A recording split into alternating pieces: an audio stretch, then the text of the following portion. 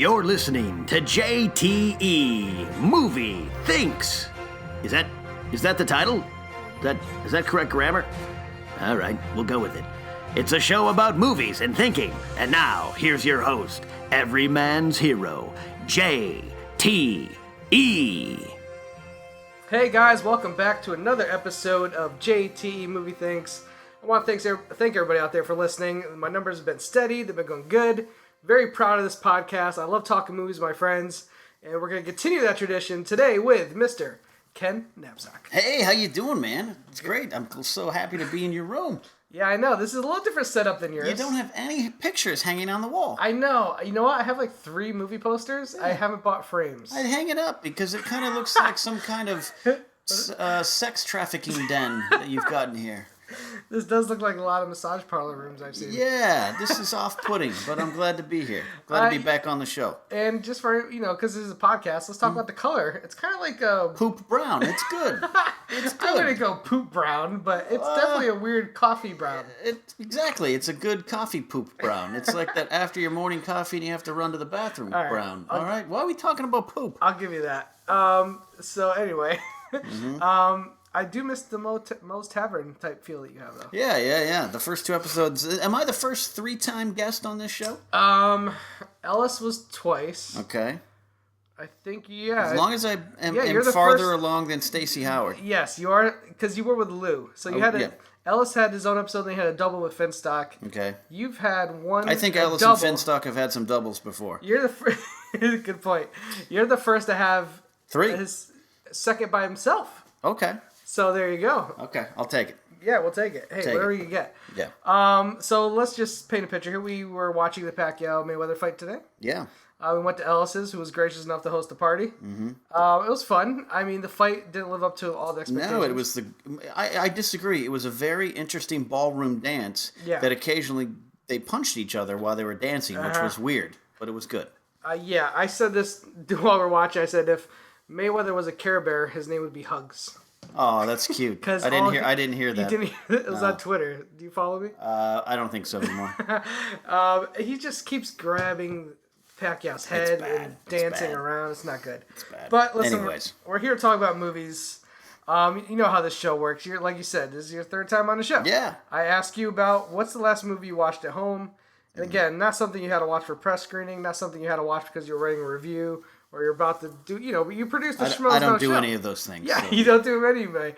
Yeah. What is the last movie we talked about with you? You and Lou talked about Simpsons. The very first episode of Jason Thinks was about a film called Drinking Buddies. Drinking Buddies, yeah. Which was on Netflix. Jake Johnson, what's her, Olivia Wilde? Olivia Wilde, Jake Johnson. Sudeikis was in it. Yeah. Anna Kendrick, yep. And a very indie film about relationships. Little mumblecore, yeah. A little mumblecore. Now I'm curious to see if we're still in that realm, or have you surprisingly watched something? What's interesting is something different. I actually have 3 choices. I watched. If you're gonna not believe me, but I watched 3 movies within a 24-hour period. Really? I was gonna say in a week. I would have been impressed. I watched 3 movies in a 24-hour period this past week. So I'm fudging a little bit because I could probably go by you want me to talk about the last movie I saw. You know what? But that one, I'm not going to go that one because it's research. Okay. It was a Hard Day's Night, the Beatles movie, because I'm going to be co-hosting Profiles.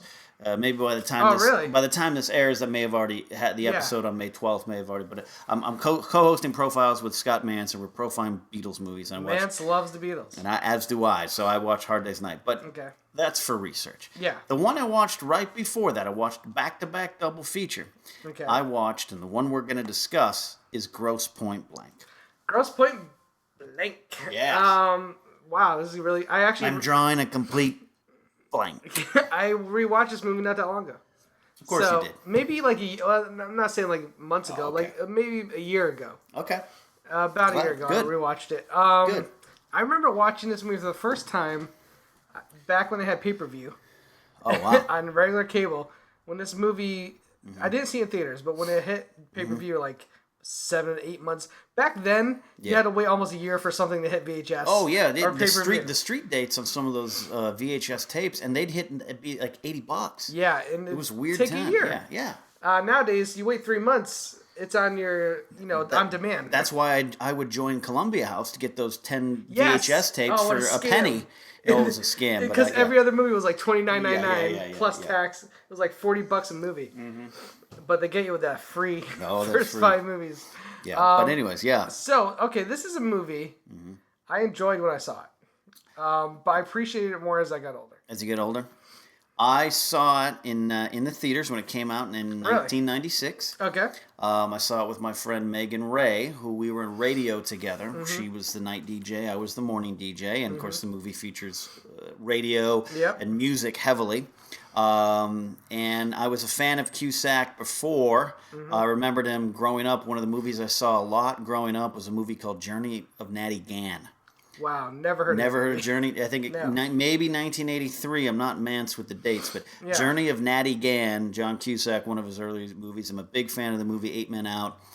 He plays third baseman Buck Weaver. Small role. Do you remember Hot Pursuit? Hot Pursuit? No. 80s movie. This is an 80s movie. Not the Sofia Vergara. No, not the one that's coming out soon. This is a really good movie. I think it's on Netflix right now. Okay. It's about this guy. He's going out. His girlfriend has got a family trip to the Bermuda or something, and he can't go because he failed a test. And then and he's like, he has to break his girlfriend's heart and tell her he can't go on this trip. But then the professor is like, you know what? I know you know this. Right. Why didn't you pass the test? He gives him the passing grade. And the whole movie is literally him trying to catch up with his girlfriend and his family. And it turns into this comedy adventure in Bermuda. Madcap zany comedy. Yeah, and Ben Stiller, a very young Ben Stiller, plays the villain of I haven't heard of that. In this That's movie. Interesting. Yeah, okay. Very good flick. If you guys haven't, check it out. I'm a fan of Cusack, especially early '90s Cusack, and people associate and late '90s too. People associate me with Cusack a lot because of 2 movies: Grosse Pointe Blank and High Fidelity. I've had people. Really? People who know me well, when High Fidelity came out, actually said, hey, they made a movie about you. Wait a minute. Why? I've seen High Fidelity. Yeah. I've seen Grosse Pointe Blank, which we'll get back to, but yeah. I've seen those movies. Maybe I don't know you as well as your friends. You probably don't know me as well as you think. They don't throw me Ken Napzok vibe. It's because, particularly when it comes to women and romance and heartbreak and everything, I've changed over the years, and I'm I have a wall around me, and I'm a little darker, and I've just kind of given up on love. So you're seeing that part. But there was a point in my life. At 10 to 15 years ago, and High Fidelity came out in 1999, which is a great year for movies. I remember that movie. And then the book by Nick Hornby, which is I reread about every 2-3 years. That was me. I was also big into music. I was a music journalist for a while. I was in radio, and I was a big mixtape, mix CD guy. I knew that because when I first started with the Schmoes Know on Amazon.com, you have book called Mixtape for the Soul? I have a book called Tiny Mixtapes of the Soul. 4 years of confessions and essays and stuff about music. Yeah. Some of the writing's not the best. I was a young writer. But I used to write for this web zine called Tiny Mixtapes. It's still alive. It's still going. Okay. I used to write music or editorials for them and everything. And I was a big, passionate music fan. And I stopped that eventually. That's a whole nother podcast. But so people associate me with Cusack, and then they really associate me with Grosse Pointe Blank because of the radio thing and everything, all that kind of stuff. But he wasn't in radio. His girlfriend, Minnie Driver's character, Debbie Newberry. Is the radio host. Wow, you know her name. Grosse Pointe Blank is a top 10, top 15 Ken Napzok movie. Really? It is one of my all-time favorites. It moves me. It affects me. Great soundtrack too. Great soundtrack on all 80s soundtrack. One of my favorite songs by The Jam is on there called Absolute Beginners. A great mix of Pete Townshend's Let My Love Open the Door. So that movie has a lot of meaning to me, and I put it in every once in a while when I need a shakabuku. Let's break down the movie a little bit for people. Yeah. So the basic plot is, first let's say it's a dark comedy. I would say he's a serial. He's a paid assassin. He's a paid assassin. He's a hitman. Contract killer. Yeah, he's a hitman. So the movie picks up. He's doing a hit. Yeah. But again, this I would say it plays more to comedy than anything else. Yes. It starts with him setting up to take a shot. He's tracking a guy on a bicycle in downtown L.A., and he's talking to his secretary, played by his sister Joan Cusack, who kills it in this supporting role. Yeah, great job. Dad, it's not a soup. That's just the base of the soup. And they're talking, and he shoots the bike messenger, and the target, that's his target, and then the guy, I guess you could say he was saving by killing that first man, is killed by. And his bodyguards are killed by Dan Aykroyd, who plays a rival hitman. Yes, kind of like the movie Assassins with Stallone and Banderas. Kind of, except for this one's bad. Everything goes back he to plays Stallone. He plays Grocer, who's like the rival hitman. I always joke that I look like Dan Aykroyd in Gross Pointe Blank. And it goes from there. And if you haven't seen it, go out and see it. We'll talk about some stuff, maybe some spoilers, but that's kind of how the movie sets up. Yeah. But while he's setting up, and this is the plot point of the movie, while he's setting up to do this first kill, Joan Cusack's talking to him and says, "Hey, you got an invitation to your 10-year high school reunion back in Grosse Pointe, Michigan." And Martin Blank is the name of John Cusack's character. So he's like not going to go, and then he wants to go. He hasn't seen this girl. He stood Debbie Newberry up at the prom 10 years ago. It has never been seen since. Never been seen since. He joined the military, became, from there was recruited into contract killing. Contract killing, yeah. And he has a therapist played excellently by... don't say Alan Alda? Alan Arkin. Yes. Alan Arkin. Alan Arkin, sorry. Adam Arkin's father. Alan Arkin, who was one of the founding members of Second City Chicago, or back before it was even Second City Chicago, plays just kills it as a therapist and a supporting role. I love it because Cusack tells him things he doesn't want to hear. You're making me... Martin, you're making me very... I have anxiety here, Martin. Like, this is designed to give me anxiety. Like, you don't have to tell me everything. Yeah. And this is a concept I think it's more familiar nowadays. Somebody going back to their high school reunion. You see the old friends. Somebody, there was a movie, American Reunion, which was... sequel to the American Pie movies. Romy Michelle's high school reunion. Romy Michelle's high school reunion. One of my favorite episodes of 30 Rock is when Tina Fey goes back to her high school reunion. And she finds out that she was a snarky bitch. That's a great episode. One of the all-time... Alec Baldwin takes on his second persona. It's amazing. It's an amazing episode. Guys, even if you're not a fan of 30 Rock, if you're on the fence about it, look for this episode. I wish I could remember. If you're on the fence about 30 Rock, we're not friends. Yeah, we're not friends, exactly. Oh man. That's the setup of the movie. So that's the setup of the movie. It sounds like a comedy for the most part. Yeah. It's a comedy, but it's you could say it's a romantic comedy, but dark comedy is definitely because there's people dying. I mean, they're killing people. And it's very dry humor. It's very not dry. Yeah. It's not like gag, laugh out loud kind of movie. You won't just hear me laughing hysterically in the theater or if I'm watching home. Sure. It's one of those things when I'm watching, I'm like, that's clever. It's clever. It's a great character movie. To me, some of the great comedies come from the character point of view, and there's just so much stuff there with Grocer, the hitman who's the rival who wants to form a hitman union. Yeah, kind of like a union. There's a guy, and I forget. He's an actual kickboxer, and he trains. Cusack became obsessed with kickboxing after, I believe, Say Anything. Yeah, where he was a kickboxer. And the character, God, if I'm wrong, I apologize, but you can look this up later. He mentions a famous kickboxer in Say Anything.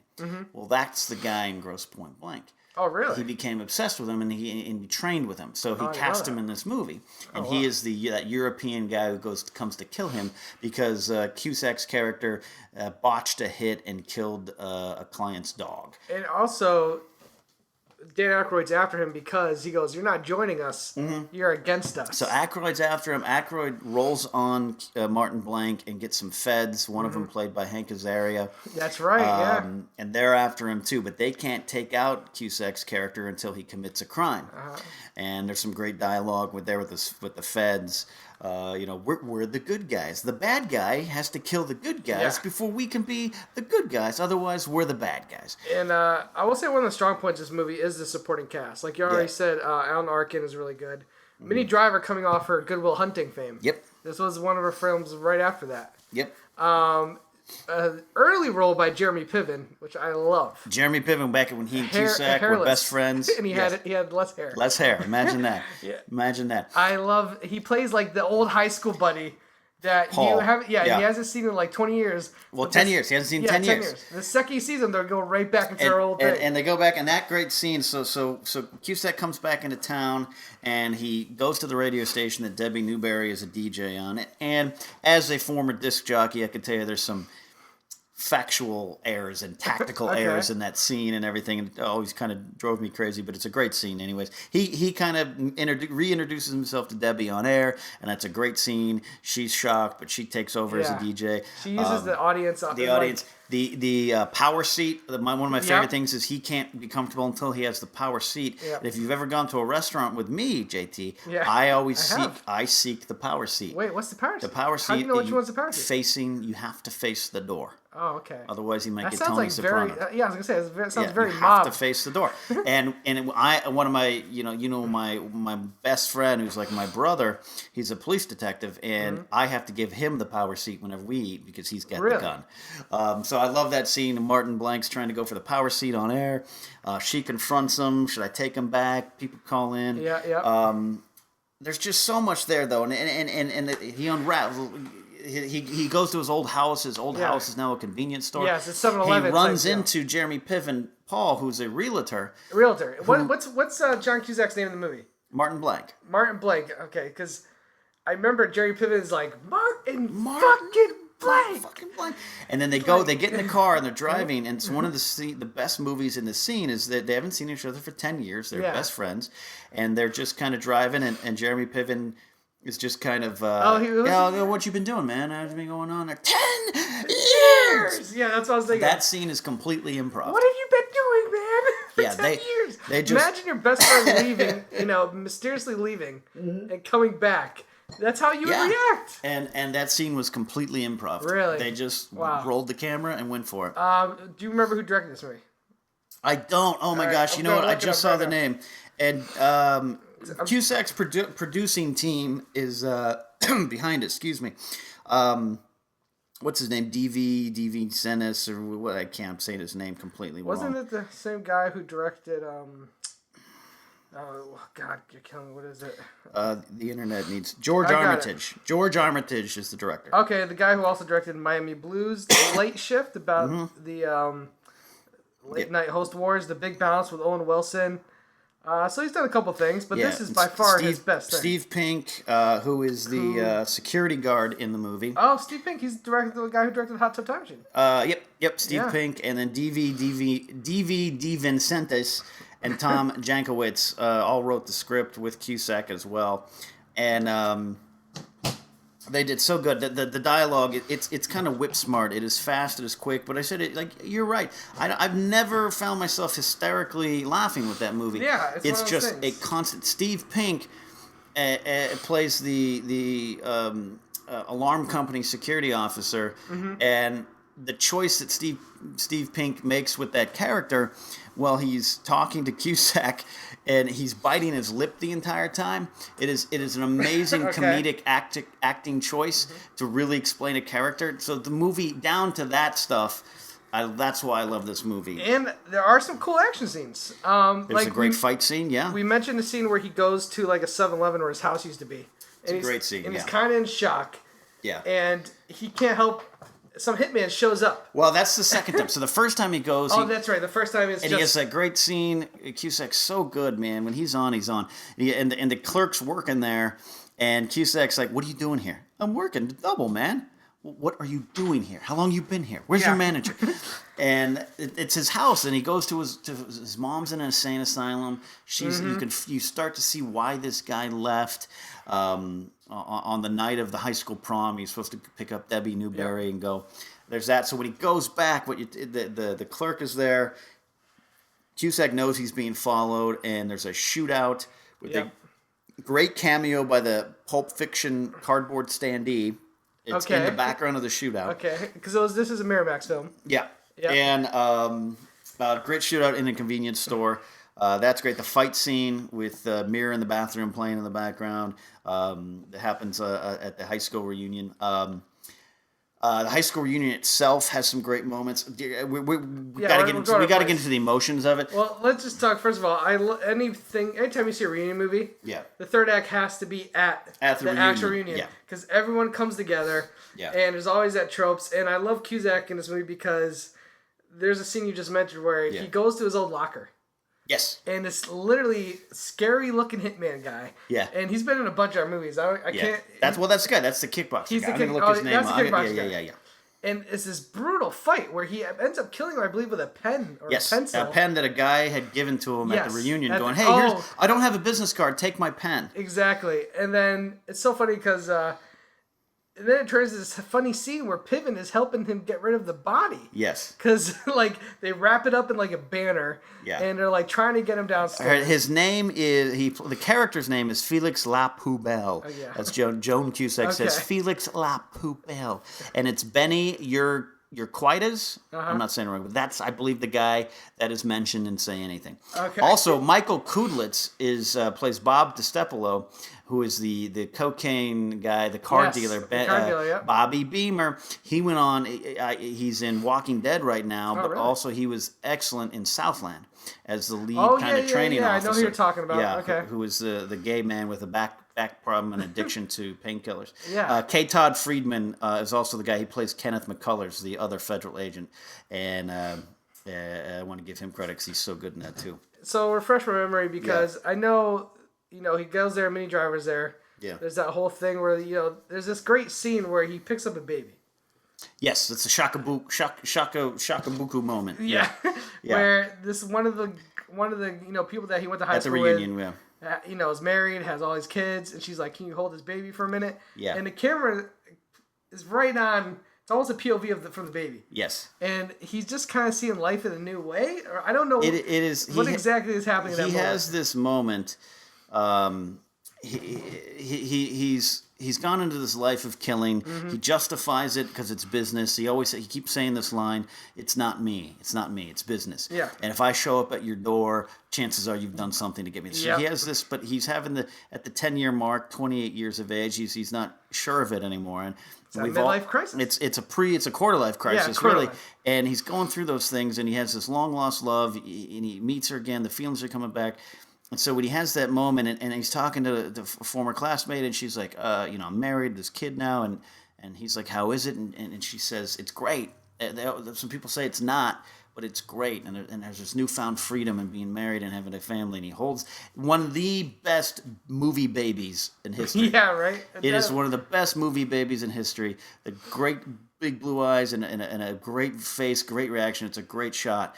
And he has that moment, and Under Pressure, I believe, is playing in the background. Again, you're so right. The soundtrack is just an amazing soundtrack, and they did such a good job with it. About to do some real life. There's a spider. Oh, there's a giant spider? I'm going to kill it right now. Oh, wow. You're a contract killer. Oh, now you just knocked that spider down to the back of your couch. Wow, this was pretty dramatic. I'll tell you, it was more exciting than the Pacquiao Mayweather fight. Now JT has left the studio to record. I hope he doesn't edit this out. He had to go bury this spider that he just killed. Keep it in, guys. That he just killed in front of me. What were we talking? We were talking about an emotional, spiritual moment, and you went and killed another living creature. I saw a spider. I had to kill it, you guys. Freaked out. This is real time here. It's all right. It's all right. So that's a great moment of the movie. And then you cut the next scene. He's with Minnie Driver, Debbie Newberry, and Pete Townsend, a remix version of "Let My Love Open the Door" is playing. Let my love open the door. And people keep repeating. And they're sitting above the reunion. They're watching it. That's a great moment. It's a great moment. It's a great life moment. And the other night I put in the movie to experience that moment again because I was having a bad week. Okay. Oh, so this is one of those comfort movies, really. It's a comfort movie. It is also, I am a little bit of a blank man myself, and sometimes I just feel, what have I done to myself?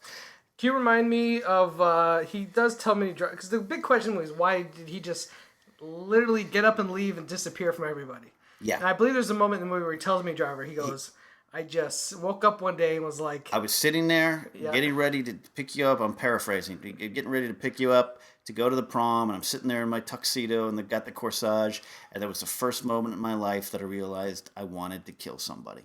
Wow. And dark. He leaves, and he joins the military, and then he... has a certain type of skill set and mindset that they kind of pull him aside and teach him how to kind of become a killer, a special killer, and then he kind of gets out of the military and becomes a contract killer. And that's the moment, In a less dark way, one of my favorite films is Bottle Rocket. Have you seen Bottle Rocket? Yeah, I love Bottle. I love Wes Anderson. There's a great scene in that movie, which is similar to that scene where Luke Wilson just leaves an insane asylum. Yeah. Then he goes to his friend Bob's house. Yep. And when Bob's brother's girlfriend goes, "Weren't you that guy who kind of went crazy? You were in a insane asylum." Like, what happened? He's like, well, Susie or Sally asked me, do I want to go to an arcade or would I like to go to the beach? And I realized not only did I not want to make that decision, but I didn't want to make any decision for my life from that point on. And he just went into a insane asylum.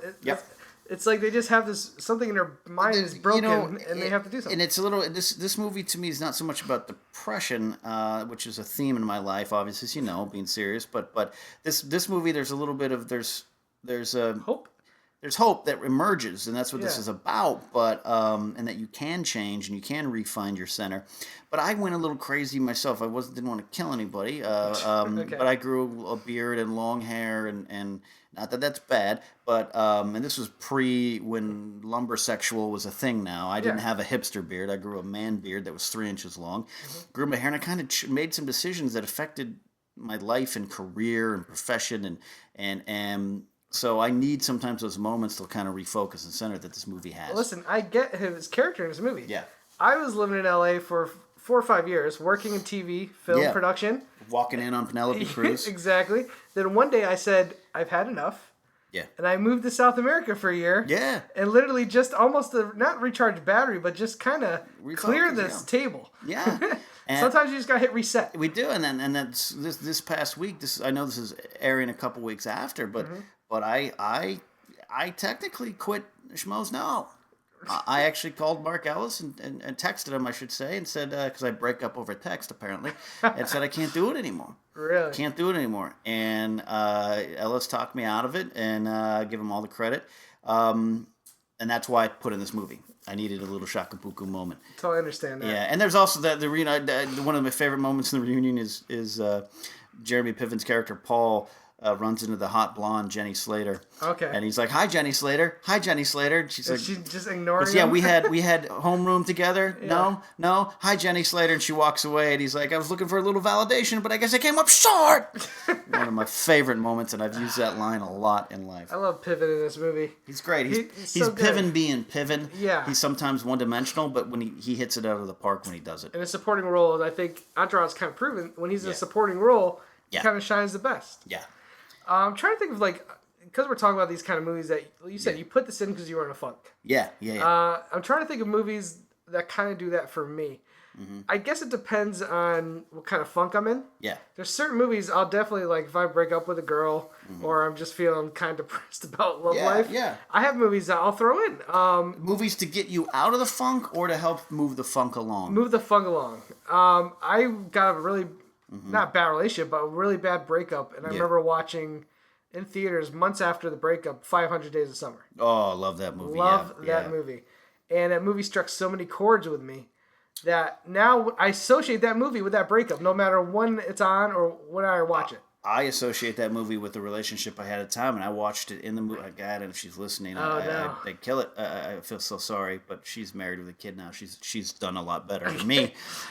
We were in that movie together, and then, there's the moment where they're watching The Graduate, and Summer starts crying because she realizes she doesn't love him. The relationship's ending and everything. I had that moment in the movie. Oh, no. Not that I didn't love her, but that this person wasn't for me, and that I needed to let her go. Oh, and I had that moment in the movie. 500 Days is a great movie to watch after you're in a breakup. Yeah. I think it's not a good movie to watch if you're in a relationship that's not going anywhere. I also had the movie Closer affect the relationship 3 years prior to that. Never saw it. Yeah. Good movie. Anyways, but I love Closer. Closer. So sometimes I'll put in a movie to keep the funk going and kind of really? like... Why would you do that? Well, everyone knows it's well known if you're a fan of Schmoes Know. Shop Girl, both the book and movie, but mostly more actually the movie. Shop Girl's a movie I put in to remind myself how bad I am at it. And that the end of the movie, I am Steve Martin. I'm actually Steve Martin mostly through that movie, the character of Ray Porter. And when I was younger, I was a Jason Schwartzman character. Okay. But when you watch him grow up and mature and be the one that Claire Danes needs, I am Steve Martin at the end of the movie watching her go away into the arms of another person. Can I just say something? I saw Shop Girl in theaters.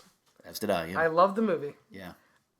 Very few people I know have seen that movie. It's a shame. It's spectacular. The book is great. Steve Martin wrote the novella.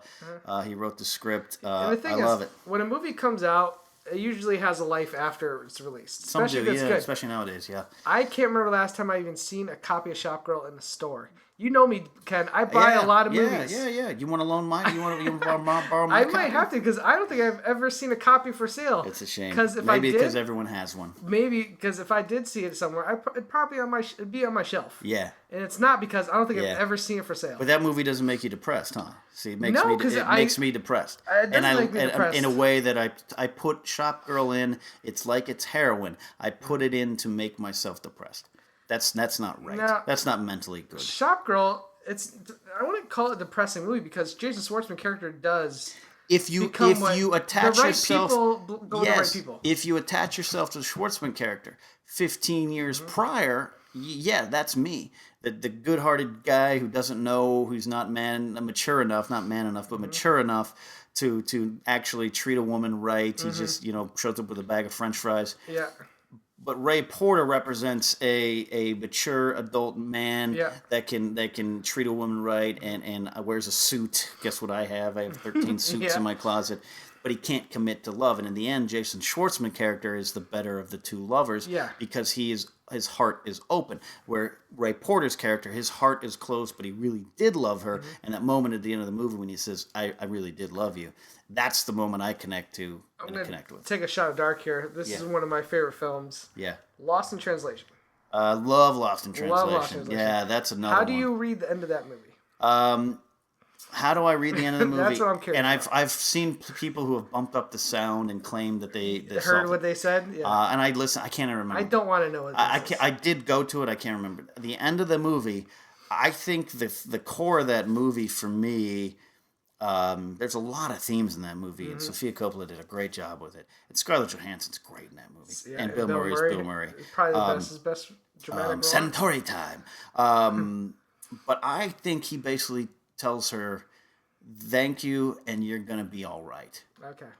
And the core of the movie is the use, for me, and this is for me. Yeah. The core of the movie is the use of Roxy Music's "More Than This."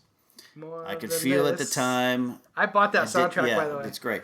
But I could feel at the time there was no way of knowing fallen leaves in the sky. It's about not knowing that something ends badly, but you don't know at the time. You don't know that it's more than that. If it could be more than this, it could not be. And I think, to me, Lost in Translation, that's the theme of that movie. But going back to Grosse Pointe Blank, we've taken this into a... No, listen, JT Movie Thinks... It's allowed to break off into other JTE Movie Thinks goes where it wants to go. But Grosse Pointe Blank, and I'm sure some people would watch that movie and not be as affected by it and not be as strike that chord so deep. But for me, I mean, I love a lot of the performances. To me, it's Dan Aykroyd. I know he was an Oscar-nominated guy for Driving Miss Daisy, but it's Aykroyd. It reminds me, Aykroyd kind of became late in the 80s. I don't think people appreciate Dan Aykroyd as much as they should. I also think he doesn't do as much as he should, and he got tied into kind of some bad sitcoms and all that kind of stuff. Aykroyd, if you go back to 75 when he was a 20-year-old improv sketch performer coming out of Toronto. Some of his best stuff is on SNL too, by the way. But what people forget is he was a bad bully boy of comedy. He was just as dangerous and unhinged off camera and on as John Belushi. And Belushi has a reputation. Now, it's a little bit like Lennon and McCartney with the Beatles, where people now remember Lennon as the avant-garde guy who took the Beatles in an artistic direction, when in truth, McCartney was the first to get there. But because Lennon died tragically and Lennon has kind of a cult following and McCartney became the silly little love song guy, people don't give McCartney the credit for being the artist that he was. Aykroyd doesn't get the credit for being a dangerous, on-the-edge comedic performer. And Grosse Pointe Blank in 1996, for me, he recaptures that and reminds people or introduces himself to people for the first time for being a dangerous, fun, on-the-edge performer. He has an electricity to him in Grosse Pointe Blank. That's great. That scene when they're having breakfast, and they're talking about popping pills, and they're trying to get the union, and they both point the guns at him, and he yells, "I'm gonna shoot you in the face and fuck you in the brain hole," or whatever he says. I'm misquoting him now. And then Cusack orders the nata omelet. He orders the omelet. I'll have an all white. Guns are under the table too. Guns are under the table, and he says to the waitress, "I'll order an omelet, all egg whites." And she's like, "Well, what do you want in it?" "I don't want anything in it." "Well, that's not really an omelet." "I'm not here to argue the semantics of an omelet. I just want the protein." And so when the waitress comes back and says, "And you ordered the nata omelet," it's one of those. This movie has so many little comedic moments, and that scene, that electricity and the dangerous comedy in that scene is Aykroyd at his best. You make me want to watch this movie again. Good. Again, I really enjoy this movie. Yeah. I don't get the same emotional impact as I don't think everyone will. Yes, I agree with that. I like it for just the satire, not satire, but the satire, the dry humor, the great performance, the supporting performance. Yeah. I mean, I will say the ending is not the best. It's good. It is a wrapped up, it's a very romantic comedy ending. Exactly. It has some good moments, though. It does. Make this gun work. Yeah, it feels a little rushed. I will say the very last. It feels rushed. You're not wrong. You're not wrong. Okay. It's a big shootout, but there's some fun stuff in that shoot. Popcorn. Don't listen to him, girl. That's some great stuff. That guy's either got a newfound respect for life or he's in love with that man's daughter. Yes, yes. There's I love that line. That's great Aykroyd. stuff there. That's Aykroyd and Cusack saying the line.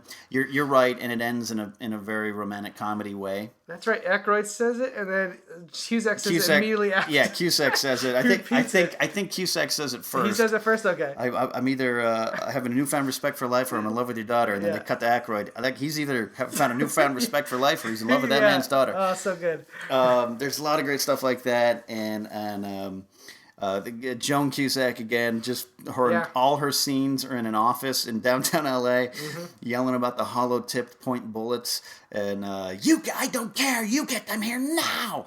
Yeah. I love that. I love Joan Cusack in Toys with Robin Williams. Yeah, Robin Williams. I'm not a huge Robin Williams fan, but that Toys is one of my favorite movies. I remember watching a lot growing up. Barry and it's a weird one, and it's not popular, and I think sometimes justifiably not popular. Michael Gambon, Robin Wright, Penn, and but Joan Cusack's great in that movie as Robin Williams' sister. So I love, and then Ann Cusack. There's a lot of Cusacks. Bill Cusack's in this movie. Ann Cusack is at the table, kind of sits down next to him and Debbie Newberry. I don't know any Cusacks. Yeah. I only know two Cusacks, Joan and John. Yeah, so there's these Bill, other ones, there's a lot of Cusacks. Yeah, they're in there. Jenna Elfman, before she was on Dharma and Greg, she was in this as the high school reunion with the neck brace. Yeah, that's right. Nathaniel, let's get totally jarred and toasted. And then the Bobby Beamer scene, Michael Kudlitz, it's such a great moment. They almost get into that fight, and then he reads them the poem. But Bobby, can you just cut to the end? For a while. Oh, and he's just drunk out of his mind at the end of the movie? Yeah. Love it. There's so much there. There's comedy, satire, emotional stuff. High school reunion. I loved my 10-year high school reunion, and this past year I had my 20-year high school reunion. And I actually, because of Grosse Pointe Blank, because I graduated high school in 1994, so I saw Grosse Pointe Blank in 1996, 2 years after high school, I was like, I can't wait for my 10-year. Oh, I can't wait for my 10-year, because I wanted to have that kind of moment. I didn't get it. I was going to say, was it close? I didn't get it, but I had a great time. Okay. And the high school reunion at my 28th year of life started my second chapter of my life. I changed drastically after that point. Okay. Not necessarily because of the reunion, but I kind of started to become who I am today. And I actually give Grosse Pointe Blank some credit because I'm not one of those people that is cynical.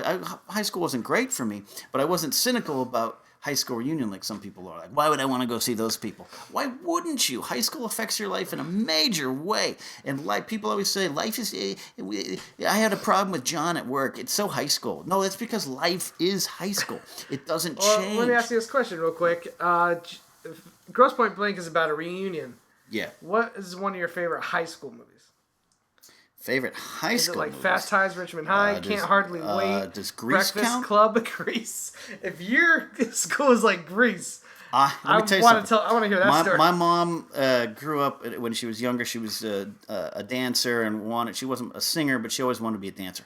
So the musical Grease was one of her favorite things. When the movie came out, that came out in 77, 78. Yeah. I was 2 years old. But in the early 80s and growing up, my mom had a VHS copy of it, and she watched the movie Grease a lot. So in my youth, again, I was born in 76, so 83, 84, I'm watching this movie 8 years old. I thought that was high school was going to be like that. Oh my God, really? I knew I wasn't going to have to sing in the parking lot at high school, but I was kind of like, so when I got to high school, at some point, I was like looking around for... the pink ladies, and I was looking for an Australian girl to fall in love with for the summer. Like that's Grease might be seriously be my favorite high school movie. What was like your generation's high school movie? Because me, I was in high school when American Pie came out. That became the high school really? movie. Yeah, I was. Can't Hardly Wait came out around that time. Yeah. I was Before already. that, there was Fast Time at Richmond High. See, and I love Cameron Crowe, who wrote that book and then that movie. I really have never seen it, actually. And, really? All jokes aside, there's a lot of movies I didn't see in the 80s. Fast Times was one of it. So I didn't grow up with a lot of those high school movies that other people did. I wasn't allowed to watch them. Wow. That Devil Gremlins movie I'll never see. But trying to think of other high school movies, man. Really? Nothing really comes to mind? Nothing pops up. Better Off Dead is great, which is Cusack movie. I have that. Boogers in that. Boogers in that. Jackson. What's the Curtis Summer School? Armstrong. Summer School. Summer School. It's Yes. great. I like Summer School. Who's the guy starring Summer School? Who was that guy's name? Do you remember? I can't remember. He looked like the guy that hosted Double Dare.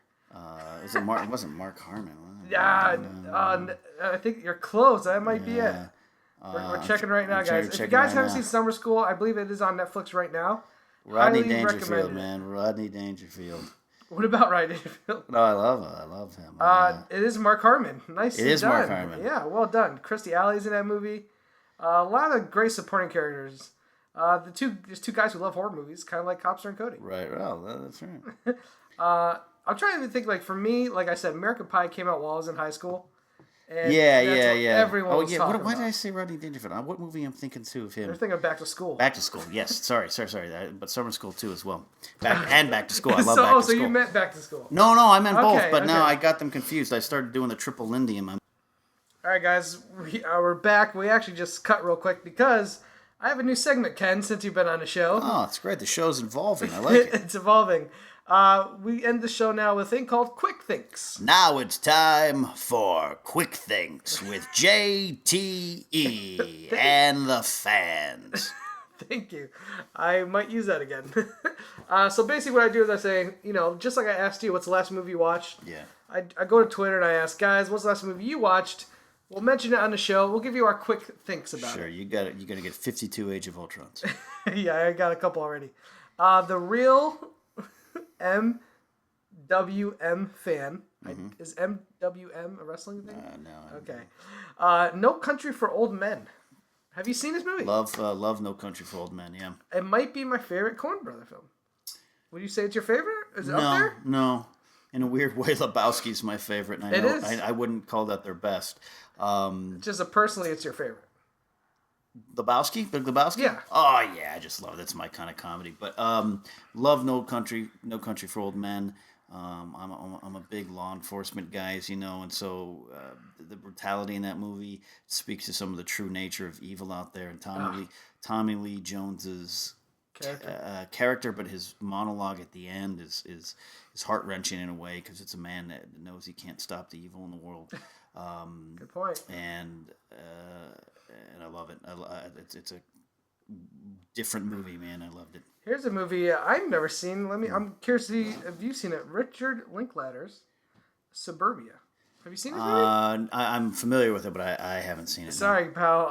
No, it's very well respected. Linklater's I've heard good respected. things. Yeah. I've never seen it. Yeah, we'll ask Alicia Malone. Yeah, ask Alicia. Eric Arola at Eric Arino. I don't know. I'm bad at pronouncing names, guys. You're horrible at pronouncing names. Mike Joyce at 11th Cub fan, who's a regular on Schmoes JTE. Fast Times at Richmond High. Well, we mentioned it, and unfortunately, I haven't sat all the way through it. Not because anything bad. It wasn't in my Rolodex growing up. Wes at Dub Voices. Django Unchained. Did you see this? No, you know what's funny? And I love, I'm a Tarantino fan, and I loved Inglourious Basterds, and this was like the next one, and I love Westerns, and I was going to go see, you won't believe me, I was going to go see it in the theater. It came out Christmas Day. Yeah, and that's a tough time for me at work, and I just get busy, and I just forgot to see it, and I still haven't seen it. This is going to be funny, because you haven't seen a lot of movies. But as you know, I've seen a lot of movies. At the same time, I've seen a lot of movies. Here we go. Matt Van Winkle at Batman Winkle. Reservoir Dogs. Tarantino's first movie. Yeah, I've seen Reservoir Dogs. Yeah, I love Reservoir Dogs. I was in film school, because don't forget, I actually did do 2 years of film school. About that. Or film studies or whatever. I was doing film school stuff. And Pulp Fiction came out. So Tarantino was really big at the time, and he was a hero to all of us because we thought we could work in a video store and do it too. So Reservoir Dogs I like very much, but I'm actually more a fan of Pulp Fiction. You know what I love about Reservoir Dogs? Mr. Pink's speech about tipping. Oh yeah, it's great. Yeah, then that's what Tarantino does that stuff so well. That movie gave me an excuse not to tip for a long time. Great. I'm not a great tipper. I'm not gonna lie to you guys. I'm a great tipper. People. Are you really? Yeah. All right. Let's see what else we got. A lot of Age of Ultron, unfortunately. I mean, because I haven't seen obviously it yet. You haven't seen it. Are you going to see it? I have plans to think about seeing it. Okay. Well, I'm curious to hear what you think about that. Here's one of my all-time favorite films, and I'm glad this guy asked this. Recommended this. Hector Tabara at What the Heck Tour, Zodiac. Have you seen Zodiac? Yeah, and that's with Jake Gyllenhaal. Jake Gyllenhaal is Mr. Alicia Malone. Is Downey Jr. in that? Yep. Yeah, Downey okay, Jr. Yeah. I think I have seen that. This is one of my all-time favorite Fincher films. The Zodiac Killer. Yeah. I'm kind of fascinated with serial killers. Wow, that sounds weird to say out loud. But I'm fascinated with a little bit of that. Let me tell you something. Summer of Sam was Spike Lee. That's a great movie too. I like that. If you guys buy Zodiac on Blu-ray and you can find the director's cut, which is a rare DVD out of print, there is a great documentary about Zodiac Killer. Yeah. That fascinates the hell out of me. Interesting. And that movie he did his research. David Fincher did his research on that movie. And maybe my favorite David Fincher movie. I'm going to be honest with you guys. Let's see what else we got on here. So many. Boogie Nights. Have you seen Boogie Nights? Yeah, I'm a big Paul Thomas Anderson fan. Okay, what's your favorite Paul Thomas movie? Magnolia. Why over Boogie Nights? Because I think those are the two. Those are the two to choose from. I love Punch Drunk Love though too. That's a good one. For me, Boogie Nights again. I wish I could be like Alicia Malone, the smartest, most intelligent movie fan I know, next to JTE, who likes movies for what they are and can get into the stories no matter what the characters. I don't gravitate to Boogie Nights because I never wanted to be in porn and I have a small penis, so I don't connect to that movie. Magnolia, John C. Reilly's character, the cop. The bad in love cop. Oh, he's great. That's me. That's a part of my personality. Really? And how he falls from Melora Walters' character. He's just messed up. That's me. I fall for those type of girls. You fall for messed up girls? Yeah. All the time? And I love Tom Cruise in that movie. All right, Christian Strand. This is a movie from last year. I don't think you saw this, but I loved it. Chef. Love Chef. You saw it? Yeah, I'm a fan of Jon Favreau. I love Jon Favreau. Who doesn't? I love Swingers. Swingers is great. And 1996, same time as Grosse Pointe Blank. You want to talk about a great breakup movie? Oh. When you break up with a girl, you watch Swingers. Okay, here's the fun thing, though. When I watched Beautiful Girls, this is the other night that leads us to this podcast. I was watching Beautiful Girls, another one of my favorite movies, Ted Demme, 1996, I believe. Okay. And then maybe 97, but I think same time frame, 96, 97, doesn't matter. Love Beautiful Girls, great movie, great soundtrack. Another 10-year high school reunion theme. I watched that and I was like, I'm not done. I'm gonna watch another movie back to back. And I reached for Swingers and I pulled Swingers off the shelf. It's been about 2 years since I've seen it. Yeah. And then I'm gonna do Pointe Blank. Oh, okay. Because I needed that moment. We almost had a Swingers episode. We almost had a Swingers episode. All right, but Chef's great. It's good. A simple point A to point B movie. There's not a lot to the story, but it is great and it makes you fucking hungry, man. Seriously. Don't eat before you see that movie. Yeah. Then go to the best restaurant. No, eat before you see that movie, I would say. Or eat during it. Or you're going to come out and spend $50 at a food truck. Good point. This is going to be the last one we're going to talk about because it's a comedy that a lot of people hold very high. Okay. And one I never really connected with. And I think it's because you have to like this troupe. Okay. Monty Python and the Holy Grail. Well, I love Monty Python. I connected with Monty Python. Okay, see, everyone loves this movie. But here's the thing. I love Holy Grail. Holy Grail is great. But Life of Brian is the best movie. Let me ask you a question. Somebody who watched Holy Grail didn't love it. And listen, there's funny stuff in there. Sure. I'm not a monster. There's some. You are a monster. The coconut scene. He's like, where'd you get those coconuts? Brave Sir Robin, Neil Innes singing that song. Later formed the group The Ruddles. Merlin. My friends called me Tim. But overall, it's enough. So for some reason, I watched it. I found it humorous, but nothing. It didn't really hit with me.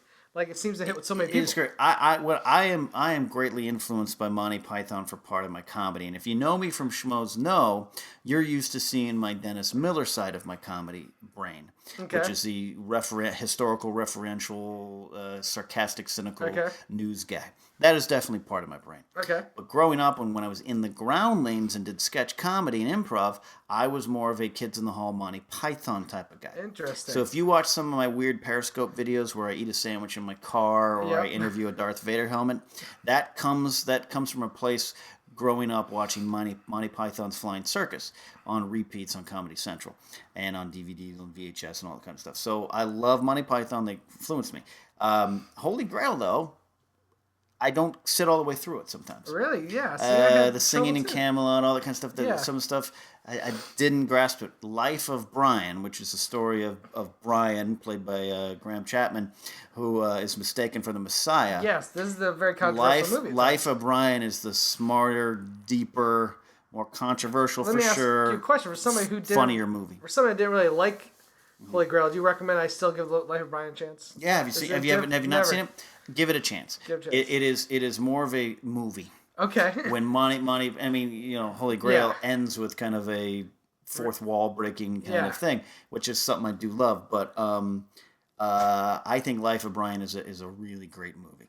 All right, maybe I'll give it a chance. Don't hate me, guys, because I didn't love Monty Python and Holy Grail. I think it's a funny movie.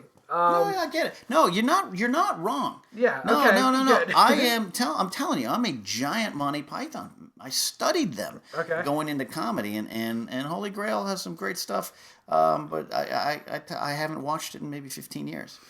Okay. But Life of Brian I've watched recently too. So I will say one of my favorite comedies from that era, The Aqueducts, is Spinal Tap. Love Spinal Tap. This is Spinal Tap. Is the actual title of that. I don't want to get to it because I could do. Let's do one episode. Let's do a Spinal Tap because that's one of my all-time favorite comedies. Yeah, as it should be. I could watch that any day. Love Spinal Tap. And if you guys have the Blu-ray, watch it with the audio commentary because they do the whole audio commentary in character. Yeah. And it's almost like getting a sequel. While you're watching the movie. Nigel Tufnell, David St. Hubbins. It's so good. All right, guys. Well, thanks once again for listening to our episode. JT Movie Thinks. Ken, thank you so much for being my first, trilogy of I love it. guest. Watch Grosse Pointe Blank. And check out all Ken's podcasts. Obviously, you can see him on Schmoes Know. He has Jedi Alliance. He has the Napzok Files. Yeah. He has a new Game of Thrones show, which is called The Night is Dark. The Night is Dark with Maud Garrett and Tiffany Smith. He has a mini Star Wars show he does on Saturday. Somebody likes him to be in front of the microphone. And it's Mr. Ken Napzok. Yeah, that's right. And Alicia Malone's Film School. Yes. We still have to do our third episode. We're just both so busy. And a new show that I'm starting soon. It may already have aired. It's on the Napzok Files podcast feed. It's called I'm Always Up. And it's me and Alex Welch from Schmoes Know Screen Rant having conversations, me mentoring him to try to be a better person than I am. Really? Yeah. Wow. Napzok Network needs to be starting soon. That's what it's going to be soon. Napzok Files will become the Napzok Network. Pretty much. Where can they catch you on social media? At Ken Napzok across the board. That is Twitter, Instagram, and Periscope. Yeah, Periscope. There is a Facebook fan page, too. I don't really consider that I need fans, but I need to have that insulation from some people. And then, Periscope, man, it's been fun. Yeah, it's fun. It's a great way to interact with you guys. It's the only way Stacey Howard will talk to me anymore. All right, guys. Same thing here. At Schmoes JTE, Instagram, Twitter, Periscope. I'm always around. Thank you so much for listening. Do me a favor, guys. If you're listening to us on iTunes, go write a quick review. I don't care if you just write ! Yeah, this is a highly rated show. It's doing all right. And if you feel like I gave you a 5-star podcast, give me a 5-star rating. That's going to do it for another episode of JT Movie Thinks. Thank you so much for listening, guys. And I can't say it enough. Thank you again, Ken, for only being on the show, but give me a ride home. You're absolutely my pleasure. This has been JTE Movie Thinks. I can't believe he's popular with that name.